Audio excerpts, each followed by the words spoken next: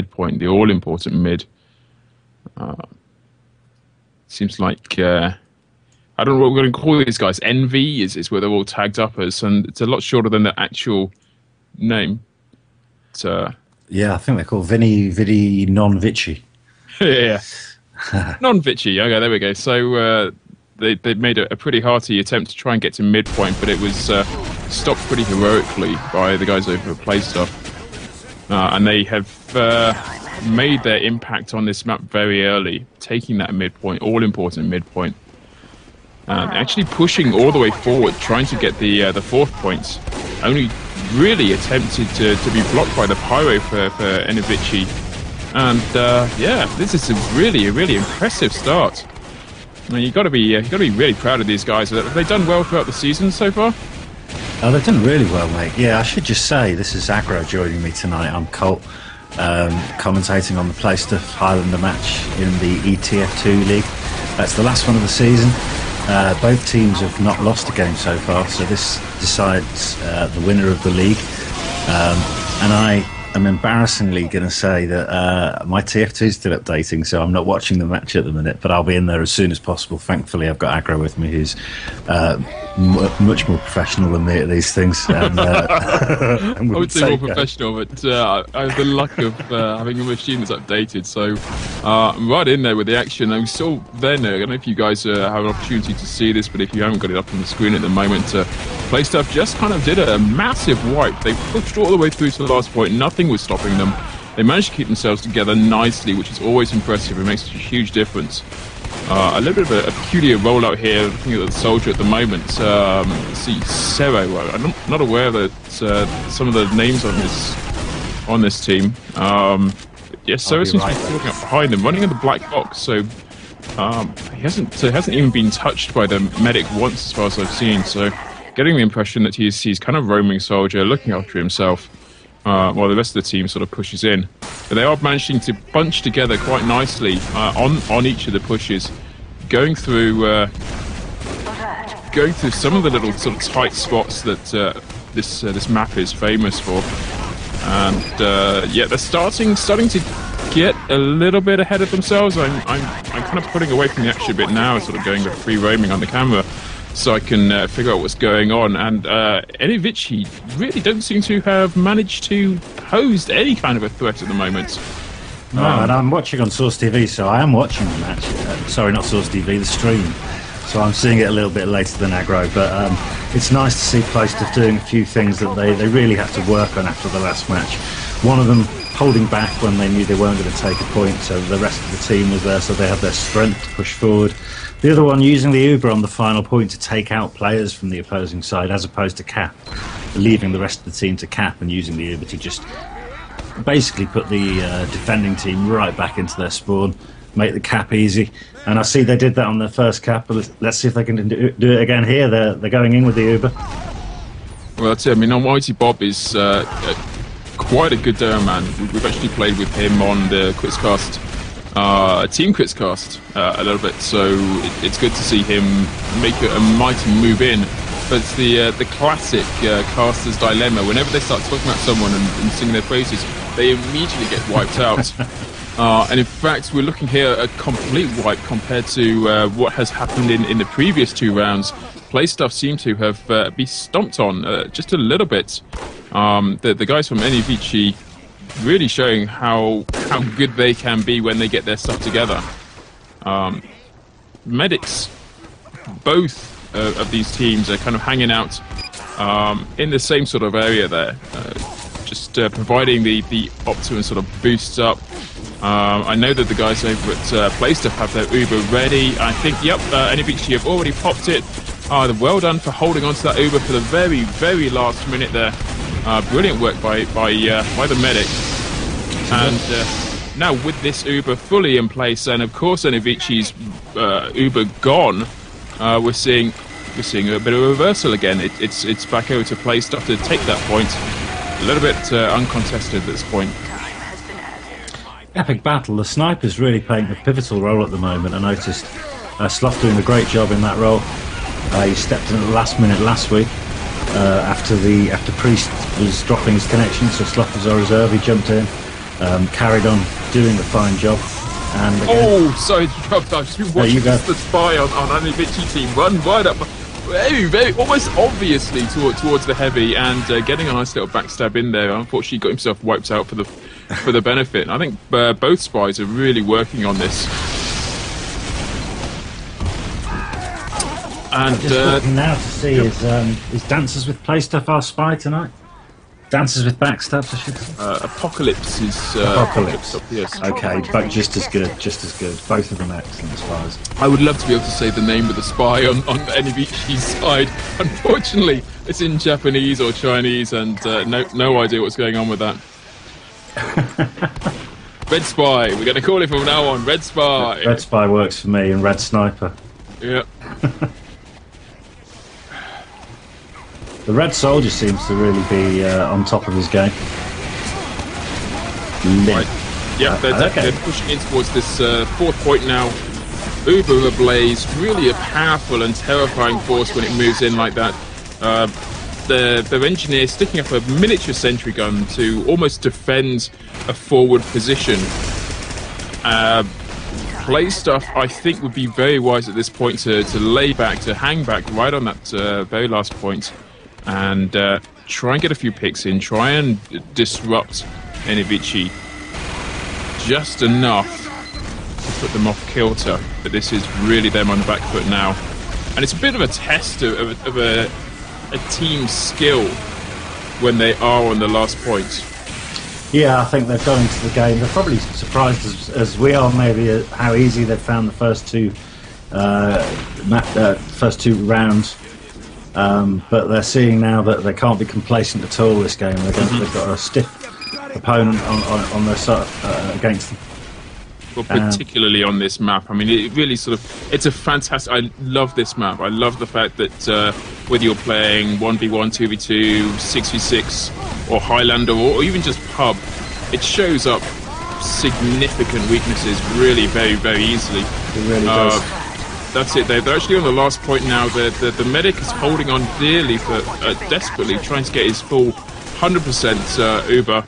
He does seem to have managed to survive a pretty heavy onslaught there.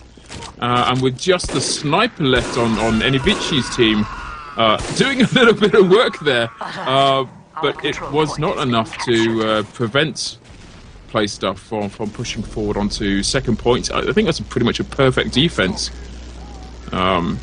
A lot of the skill here really just coming down to medic managed to staying alive. Yeah, supremely important, especially in Highlander where there's only one of each class. The medic can keep the heavy classes alive, and if the medic keeps the heavy classes alive, the team wins. So keeping the medic alive is the job of the pyro, and the spy on each side will be trying to take the medic out as soon as possible, without wishing to state the obvious. Well, red team wants to beat blue team, blue team wants to beat red. They do. Sorry, I'm bound to say stupid things at the moment. I'm looking at Steam validating Team Fortress 2 files, and it's not moving even though it's 100% complete. Oh, that's harsh. That's harsh. You might want to try restarting Steam and see whether that makes a difference for you.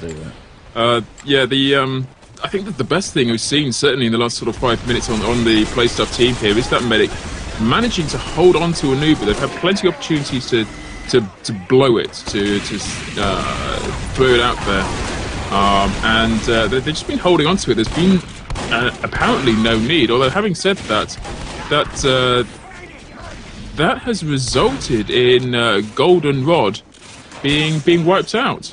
Medic was not pushing with him. Went on, tried to do a little bit of his own sort of tactician's work, and got wiped out for his troubles. Very important team moving together. I think they're now actually holding off. They've got a little bit of an advantage in terms of the number of points they've got already. So I think they're going to be holding off, and there they go. Now they've blown it. Both teams, in fact, pushing their Uber at the same time. A little bit, I was going to say, the Play Stuff being a little bit clever there. Having only one guy Uber, they would have had their Uber last a little bit longer.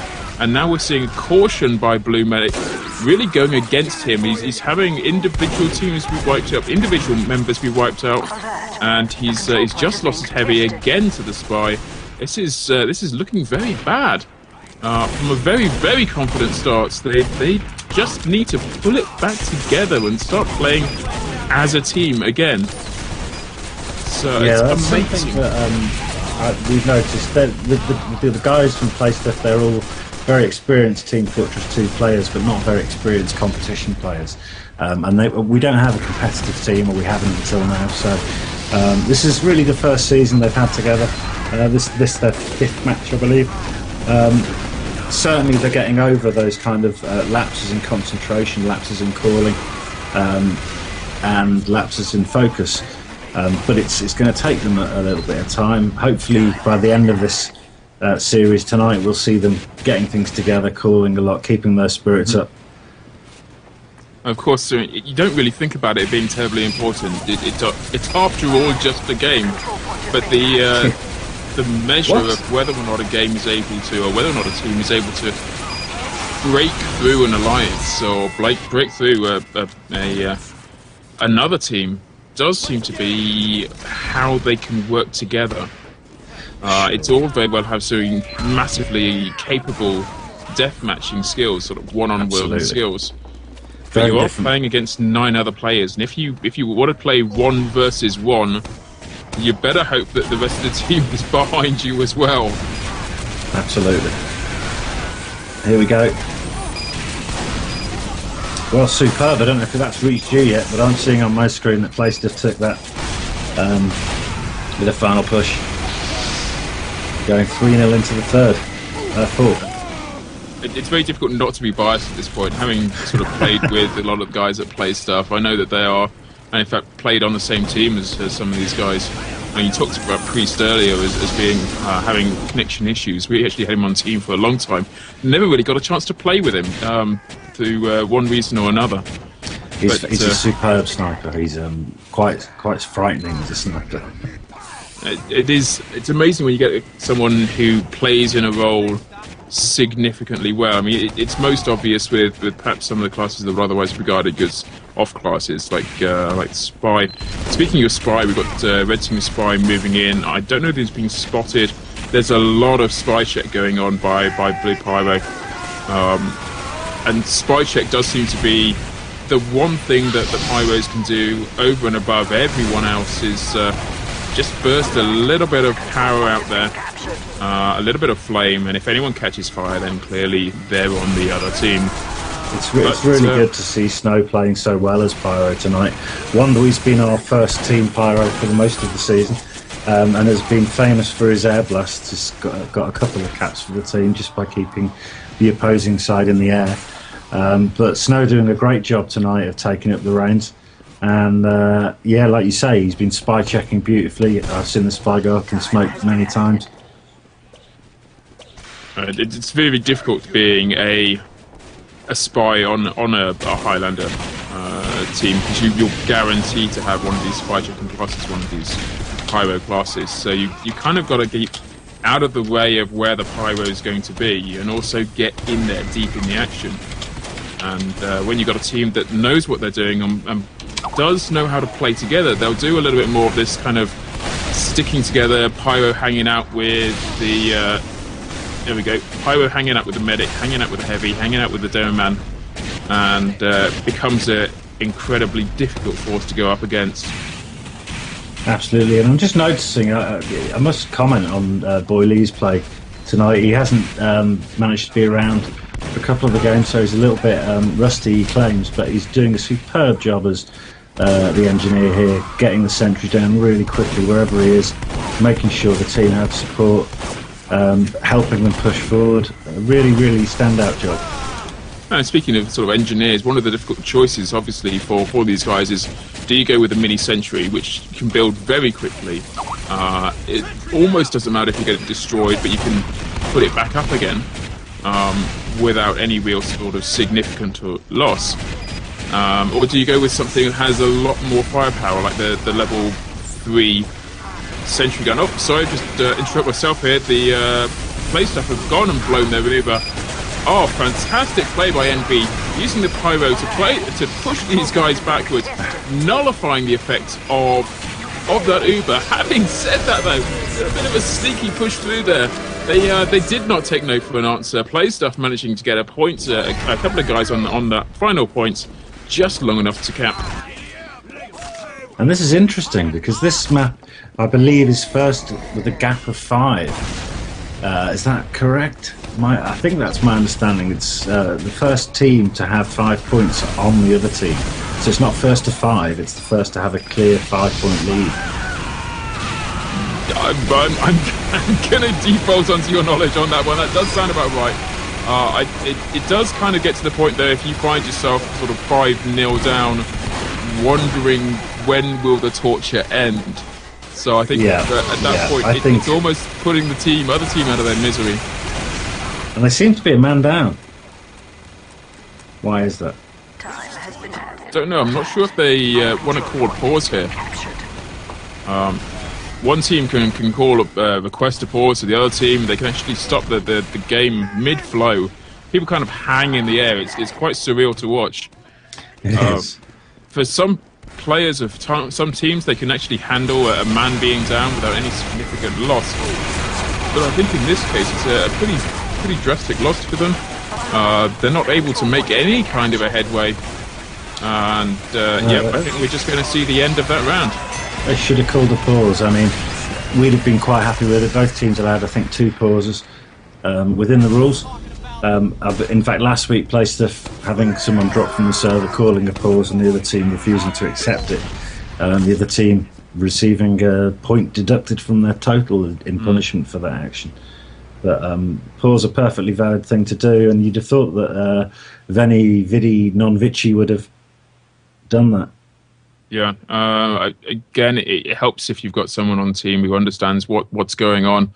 I think that the trouble with a lot of the teams with ETF2L, it's so new to them. The whole concept of what's required in terms of business play, in terms of competitive play versus pub play. That things that are obvious to perhaps you or I just kind of go by the wayside. Yeah. No, for sure.